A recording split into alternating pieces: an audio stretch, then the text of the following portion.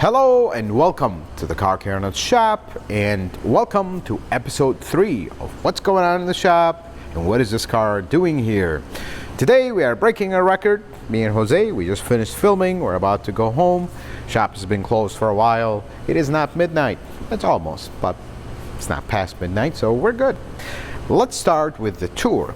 You guys remember from the previous episode, this LS430, it was here, we were checking it out, check a few things, so it needed a lot of work. We kind of ran through the customer, certain things they're going to hold off on, certain things they're doing. The first thing they're doing, I want to show you this. This has right around 200,000 miles. This is the original timing belt on this car. It was kind of a surprise to see that it's not completely destroyed. It's starting.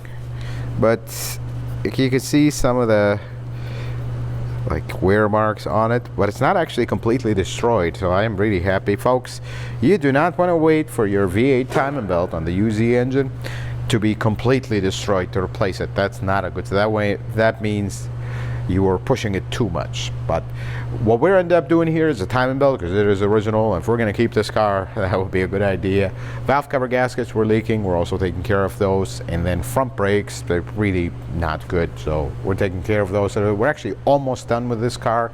Tomorrow we're just going to put the airbox, bleed it, and should be all done. I think we still have the front brakes to do. So we're not almost done, but almost done, if you know what I mean. And right after it, we're going to start with this one. This is, I believe, a 12 Camry torque converter shutter. We've done a video, we've talked about it. Pretty common. This is another one. We've done a lot of these lately because dealerships are charging way too much for them. I mean, it's a big job. You got to pull everything apart and everything. But dealerships are charging full price on the torque converter, and I'll leave a link to a video that we talked about this in detail, showed you the whole job. But if you have one of these, you got to know about the little stuff with the torque converter. That's my LS430, the second one, and the battery's dying on it because it's been sitting here for a while, so we're charging the battery a little bit while we were filming another video. This is my Camry, just still here. It's going to actually stay in the shop for a while. I got a press car that I'm driving for the second channel, reviews. That's a lot of things started. We got a little break, but we're back in it. 85 Camry. I looked into it. It is an air valve that is causing the issue. So right now, before I even tell the customer, hey, here are your options, I got to explore the options and trying to find a valve. I looked into a repair. I don't think that's going to happen, so we're going to have to find a valve for it. Very difficult to find, and all I can find is used ones with questionable history, so I don't want to just get another valve and then 2 weeks later it stops working and we're back to square one. So I'm really looking into options. If you know 85 Camry parts and you know a good source, please comment below because we're really having a hard time with this one. Fortunately, the cars like that don't have a big community that follows them and makes parts for them, and they just don't. So that's unfortunately the case with that. We're also looking at an engine reseal. That will be next. I told him let's first fix the initial problem before we get into fixing some of the oil leaks, because those are simple, not a big deal. Over there is a 94 ES300 with 70,000 miles. Sad story on this car because it is pristine, is the word for it. It's a little dusty, but it's been sitting for a while. So this was an owner that gave this car to their daughter who lives in another state. They took it to a shop for some stalling issues, some rough running, and they fired their finest parts cannon. It's gotten worse. That one has been kind of in the back of my head. I've been thinking about it because we've been on for 2 days and we're getting nowhere. Nothing is making sense. You test everything, we're checking things, and all of a sudden it starts and runs perfect. Drive it, runs perfect. Now all of a sudden halfway through the drive it stumbles and it won't idle, and as soon as you touch the throttle it wants to die out, and by the time I get it back and limp it back in the shop and we try, it starts again and it's perfectly fine. So that one, they're not in a rush because it's been parked and they don't want to take it anywhere else because other options at dealership, and things would get expensive, and half of the parts for that car they don't make anymore. So that's kind of in the back of my mind all the time. What's going on with this car? Things are not making sense. 88 Supra, I am gonna give the machine shop ultimatum. I'll give them 2 more weeks. If they're not done, I'm going there, I'm grabbing my engine, I'm paying them nothing because they're not done with it, and I'll take it somewhere else because we need to get on this car.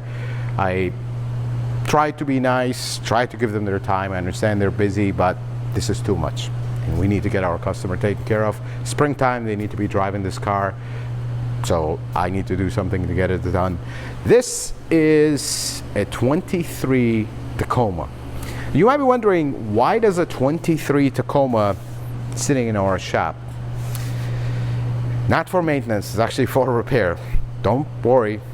Unfortunately, the customer had an issue with an aftermarket taillight that would hyper flash, and then they tried to install a resistor and things went south and it wiped out the body ECU. We might end up doing a video on this because I kind of want to put a word out there. Don't go buying aftermarket stuff on your new car because things get very expensive with these new cars. They're not like the old cars. You just replace a bulb and fuse blows and good.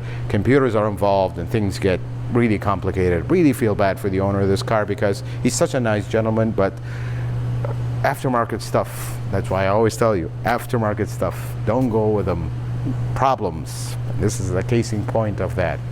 Over here we have this RX 330, which we are now in waiting for parts, and the rack and pinion on this is leaking and it is on back order. So I am trying to pull some strings, and there's a dealership way out like 150 miles. I'm trying to contact them and kind of try to get the rack and pinion off of them. Fortunately, dealerships, when they know the part's on back order, they won't sell you the part anymore. They keep it for themselves. So we're really battling to get all the, I have everything else with this car, just the rack and pinion. So we might at some point, if I'm unsuccessful, do everything else and kind of consult with the customer. They're from out of town, they dropped it off here. I know they're not in a rush, they have multiple cars, but I mean, if this thing sits here for 3 months, that's not good. And back order parts are kind of tough. So I'm going to exhaust all my options, then we'll see, we'll talk to the customer, see what they want to do. Over there is a 17 Prius, very interesting coolant leak. We will film a video, so I won't spoil it for you on that one, so you can see it, and it was very interesting findings on that one.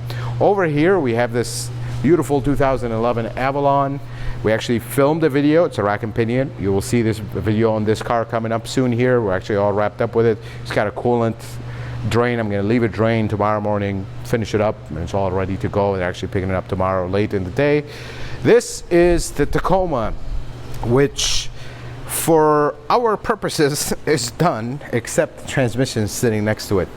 What we found on this one, and we'll talk about it in more details when we finally get it all done, the pilot bearing completely went out, the original pilot bearing, and destroyed the input shaft. Folks, the pilot bearing is not sitting snug, but it's supposed to sit here secured. I mean, it just wobbles around. It's going to make all kinds of noises, and the bearing for the input shaft is already worn. So we're at a kind of a standstill with this truck. The owner is, I quoted him a transmission rebuild, because in order to get this, you have to tear the transmission apart. And this is a transmission with almost 400,000 miles on it. We're going to want to at least put all new bearings, all new synchros and whatnot. Well, by the time we do all that, the bill will be astronomical, because some of these parts original are very expensive. Just the input shaft, I think, was almost 500 bucks original. But the owner actually anticipated this, because they knew they've had some issues, and they told me, well, actually we have grinding noises with this transmission. I didn't feel them, but apparently after a very long drive they started to grind. So they're actually sourcing a remanufactured transmission. They are sourcing it. So right now we're at a standstill. Everything else is done with this truck except the transmission. All the suspension stuff is done. We're just waiting for the transmission to show up so we can put it back in the truck, get it all tidied up. I think we got to send it to alignment, and then it's all ready. Supra is all done. We're just waiting for the customer to make arrangements with Chicago Auto Pros so we can send the car there and they will pick it up from there. MR2, we have time on the MR2. We are not in a rush for that. I'm keeping the customer updated on it, but it's safe and sound here. They don't drive it in the winter at all, so as long as that is out by springtime, I think we are okay. That's the last conversation with the owner. And that is the shop, folks. Pretty soon, we have huge news coming up about the shop. I'm not going to spoil them. We're just going to leave you guessing in in the comment section. But major things are coming for TCCN Automotive for 2024. I'm super excited. It'll make life much easier for us here. But folks, that is a shop. It's a pretty busy week. This is the week right after the holidays and the new year. It's a 4-day week for us, so things are moving at a rapid pace. We're getting cars done. We're finally, the thing with our shop is, and this is something we always talk about, every 2-3 weeks you will see the same cars sitting here in the background, and all of a sudden we call it the car shuffle. The long-term projects get done, get sent out, and new long-term projects come in, and that always recycles. Like for the longest time, you've seen the white LS430 that was here. Long-term project, we did a lot to the car. That's gone and done, and now we have the RX330, actually the same owner. But this Tacoma's been in the shop for some time, and eventually you'll see it all done and gone. And the white RAV4 that was here for a very long time, that was all fixed, that was all done. Customer actually just picked it up today, and we are done. This is how car cycling is. Eventually you'll see this Supra gone, you'll see the MR2 gone, you'll see all the other project long-term. The 88 Supra will be gone one day, and that's how things go in a shop. Fortunately, you're tied up with parts availability, with the long-term projects. Customer drops off the car, and now they tell you, I don't need this car for 3-4 months, so just take your time. But unfortunately, things pile up, and then you get to a point where it's like, all right, we have a couple big cancellations. Let's get on these projects, get them done, because jobs like that, you got to take your time. You can't just be working on it, then pulled over, pulled here. You got to focus. And we'd like to, every few weeks, we like to schedule a light week so we can catch up on the big projects without interruptions. So that's how you eventually see the car cycle. Tough to run an automotive shop, especially we're getting busier, and the winter projects are tough. These cars, I cannot leave them outside if it's raining, especially this one as well. Can't leave it outside if it's raining, can't leave it outside if it's snowing. You can't really drive it, so we have to kind of maintain. This one is actually due for a wipe down because it's getting a little dusty. Some of these cars, people really take pride in them when they stay here for a long time. We really have to do also our due diligence to make sure they're safe, make sure they're clean, make sure they're not, the battery's dying and the brakes are rusty. I don't like to do that. That's why we park all cars inside. We don't have these issues when we have long-term cars that are staying here. Folks, I hope this video was perhaps not as helpful and informative, but it gives you a general idea of how things are going here. And until the next video, folks, may the Lord bless you and keep you, and you have yourself a wonderful day.